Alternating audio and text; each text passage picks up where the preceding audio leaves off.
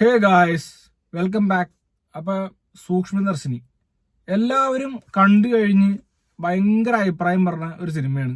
ഞാൻ വളരെ ലേറ്റ് ആയിട്ടാണ് കണ്ടത്. ഈ പടം തിയേറ്ററിൽ പോയി തന്നെ കാണണമെന്ന് മസ്റ്റ് വാച്ച് പറഞ്ഞുകൊണ്ട് മാത്രം പോയി കണ്ട പടമാണ്.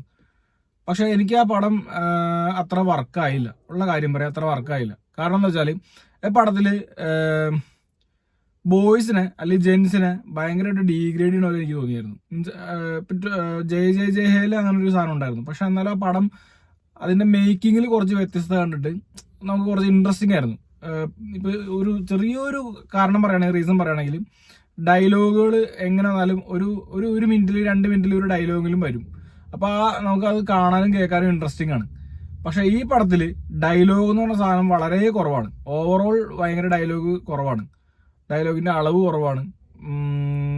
ഒരു 10 മിനിറ്റ് സ്ക്രീൻ ടൈമിലേക്കാണ് ഒരു കോൺവെർസേഷൻ വന്നത്. അപ്പൊ അത് ഈ പടത്തിനെ എന്നെ സംബന്ധിച്ച്, ഇത് എന്റെ അഭിപ്രായമാണ് പറഞ്ഞത്, നിങ്ങൾക്ക് പലർക്കും പടം ഇഷ്ടപ്പെട്ടിട്ടുണ്ടാവും. ബേസിലിനെ എനിക്ക് ഭയങ്കര ഇഷ്ടമുള്ള നടനാണ്, നസ്രിയെ എനിക്ക് ഭയങ്കര ഇഷ്ടമുള്ള നടിയാണ്. അപ്പൊ അങ്ങനെയുള്ള ചില ഫാക്ടേഴ്സ് ഈ പടത്തിനെ എന്നെ സംബന്ധിച്ച് കുറച്ച്, പിന്നെ ഇതിനകത്ത് ആകെ ഉള്ളതെന്ന് പറയാന്ന് വെച്ചാൽ ഒരു സസ്പെൻസ് അവർ കീപ്പ് ചെയ്യുന്നുണ്ട്. പക്ഷെ ആ സസ്പെൻസ് ഇങ്ങനെ നിർത്തി നമ്മളിങ്ങനെ ഓവർ ബേസ്റ്റ് ആക്കുവാണ്. ഇങ്ങനെ ഇതാര ഇങ്ങനെ ആ ഒരു സസ്പെൻസ് മാത്രം, ആ ഒരു സസ്പെൻസ് ബ്രേക്ക് ആയി കഴിഞ്ഞാൽ ഈ പടമില്ല. ഈ പടം എന്ന് പറഞ്ഞ സാധനം പിന്നില്ല. പക്ഷെ ആ ഓക്കെ, അവരുടെ കൺസെപ്റ്റ് കൊള്ളാം, എല്ലാം കൊള്ളാം. മീൻസ് ഒരു പുതുമയുള്ള കൺസെപ്റ്റ് ഒന്നും അല്ല, കൺസെപ്റ്റ് കൊള്ളാം, ഇതെല്ലാം ഓക്കെയാണ്. മേക്കിങ്ങിൽ കുറച്ച് വ്യത്യാസങ്ങൾ വരുത്തിയിരുന്നെങ്കിൽ ചിലപ്പോൾ എന്നെ പോലുള്ള, അല്ലെ എന്നെ സാറ്റിസ്ഫൈ ചെയ്യാൻ അവർക്ക് പറ്റുന്നത്. ഞാൻ ആരും അല്ല, പക്ഷെ ഞാൻ എന്റെ അഭിപ്രായമാണ് പറയണത്. നിങ്ങൾക്ക് പലർക്കും പടം ഇഷ്ടപ്പെട്ടുണ്ടാവും. ഒരു സ്വതന്ത്രമായിട്ടൊരു അഭിപ്രായം പറയാൻ അവസരമില്ലേ, ഒരു ഇതില്ലേ? എനിക്ക് എൻ്റെ ഒരു പറയാനുള്ളൊരു സ്പേസ് അല്ലേ അത്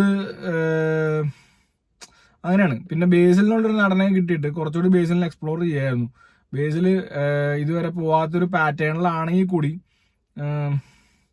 അവർക്ക് കുറച്ച് സ്ക്രീൻ ടൈമും കുറച്ച് കാര്യങ്ങളൊക്കെ കുറച്ചും കൂടി കൊടുക്കായിരുന്നു. എനിക്കൊരു നസ്രിയ പ്രൊഡ്യൂസർ ആയതുകൊണ്ട് നസ്രിയനെ കുറച്ചുകൂടി ഓവർ ഹൈപ്പ് ചെയ്തേക്കണ പടം പോലെയാണ് എനിക്ക് ഫീൽ ചെയ്ത്. ഇത്രയും ഞാൻ 1-2 റീസൺ പറയാം. കാരണം എന്ന് വെച്ചാൽ ഒരു സ്പോയിലർ അലർട്ടാണ്, നിങ്ങൾക്ക് കാണണം എന്നുള്ളത് കണ്ടിട്ട് മാത്രമേ വീഡിയോ ആണ്. എന്താ വെച്ചാൽ ഇപ്പൊ ആ സിനിമയിൽ നസ്രിയയുടെ ക്യാരക്ടർ ഒരു അമ്മയാണ്, ഒരു കുഞ്ഞിന്റെ അമ്മയാണ്. ഒരു 2 വർഷം ജോലി എക്സ്പീരിയൻസ് മാത്രമേ ഉള്ളൂ. ആ ഒരു 4 വർഷത്തെ എക്സ്പീരിയൻസ് കള്ള സർട്ടിഫിക്കറ്റ് അടിച്ചിട്ടാണ് അവർ സ്റ്റാർട്ടിങ് പടം കാണിക്കുന്നത്. പിന്നെ അവരുടെ സൂക്ഷ്മദർശിനിയിലൂടെ അവർ കണ്ടെത്തുന്ന കുറെ കാര്യങ്ങൾ, മീൻസ് അവർ മറ്റൊരു കുടുംബത്തിൽ കൊണ്ട് തലയിടണം എന്ന് വെച്ചാൽ അതിന് നമുക്ക് കാണുമ്പോൾ ഭയങ്കര ഇറിറ്റേറ്റിംഗ് ക്യാരക്ടറാണ് ഫീൽ ചെയ്യണത്. ഭയങ്കര ഇറിറ്റേറ്റിംഗ് ക്യാരക്ടർ. വേറൊരാളുടെ കുടുംബത്തിൽ പോയിട്ട് എങ്ങനെയുണ്ട്, എന്താ നമുക്ക് ആ ഒരു സാധനം ഉണ്ടല്ലോ, മീൻസ് അത് ഭയങ്കര ഇറിറ്റേറ്റിംഗ് ആയിട്ട് എനിക്ക് ഫീൽ ചെയ്തത്.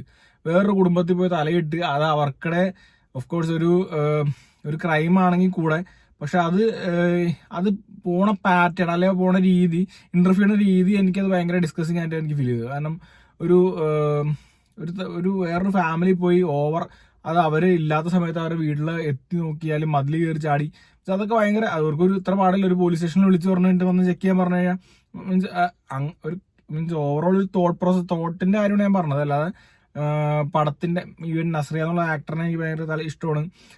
ബേസിലിനെ ആക്ടർ ഭയങ്കര ഇഷ്ടമാണ്. മീൻസ് കഥയിലുള്ള 1-2 എന്നെ സംബന്ധിച്ച് തോന്നി എനിക്കൊരു റീസൺ ഞാൻ പറഞ്ഞാണ്. മീൻസ് ഇതൊക്കെ ഡയറക്ടറിന്റെ താല്പര്യമാണ്, അല്ലെങ്കിൽ സ്ക്രിപ്റ്റ് റൈറ്ററിന്റെ താല്പര്യമാണ്. ഓഫ് കോഴ്സ് ആയിക്കോട്ടെ. ഓം ശാന്തി ഓഷനിലുണ്ടായിരുന്ന ആ ഒരു നസ്രിയും ഇതിലുള്ള നസ്രിയും രാജാറാണയിലെ നസ്രിയും എല്ലാം ഒന്ന് തന്നെയായിട്ട് ഒരേ അച്ചില് വാർത്ത പോലെ എനിക്ക് ഫീൽ ചെയ്തത്. ഇതിനകത്തൊരു ഓവർ ക്യൂട്ട്നെസ് ഇടുന്ന സാധനമൊക്കെ ഉണ്ട്. എനിക്കത് അത്ര വർക്കായില്ല എന്നെ സംബന്ധിച്ച്. ഇത് നീ എടുത്തു കഴിഞ്ഞാൽ ഇതിന് കൊല്ലം നന്നാവോ എന്ന് വെച്ച് കഴിഞ്ഞാൽ എനിക്കറിയില്ല. എനിക്ക് അത്ര എക്സ്പീരിയൻസ് ഒന്നുമില്ല. നീ എടുത്താൽ എത്ര നന്നാവുമെന്ന് എനിക്ക് പറയാനില്ല. പക്ഷെ എനിക്ക് ഫീൽ ചെയ്താൽ മാത്രമേ എനിക്ക് പറയാൻ പറ്റുള്ളൂ. അപ്പൊ ഇങ്ങനെയുള്ള ചെറിയ മൈനർ കാരണം കൊണ്ടാണ് എനിക്ക് ചിലപ്പോൾ ഇഷ്ടപ്പെടാതെ, ചിലപ്പോൾ നിങ്ങൾക്ക് ഇഷ്ടപ്പെട്ടിട്ടുണ്ടാവും. ഞാൻ എൻ്റെ കാര്യം പറഞ്ഞത്. അപ്പോൾ ഗൈസ് ഓക്കെ, അപ്പോൾ ഞാനൊന്ന് പറഞ്ഞോളൂ. അപ്പോൾ ഓക്കെ ബൈ. ഒരു കാര്യം കൂടി ആഡ് ഓൺ ചെയ്യട്ടെ. ഇപ്പൊ OTT ഇറങ്ങുമ്പോൾ എത്ര സൂപ്പർ ഹിറ്റ് പടങ്ങളാണെങ്കിലും, തിയേറ്ററിലുള്ള സൂപ്പർ ഹിറ്റ് പടങ്ങളാണെങ്കിലും അതിന് വിമർശനങ്ങൾ വരാറുണ്ട്.